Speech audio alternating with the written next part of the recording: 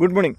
Financial പ്ലാനിങ്ങിലെ ഒരു പ്രധാന സ്റ്റെപ്പാണ് എമർജൻസി ഫണ്ട് ക്രിയേഷൻ. അതായത് നമ്മൾ എത്രയെത്ര നമ്മുടെ സേഫാണ് നമ്മുടെ ഫിനാൻഷ്യൽ പോർട്ട്ഫോളിയോ എങ്കിലും ഒരു 6 months നമ്മുടെ എക്സ്പെൻസ്, അതായത് നമുക്ക് ഒരു എക്സാമ്പിൾ ഒരു 50,000 റുപ്പീസാണ് നമ്മുടെ മന്ത്ലി എക്സ്പെൻസ് വരുന്നതെങ്കിൽ ഒരു 3 lakh റുപ്പീസ് നമുക്ക് ഒരു എമർജൻസി ഫണ്ട് ക്രിയേറ്റ് ചെയ്ത് വെക്കണം.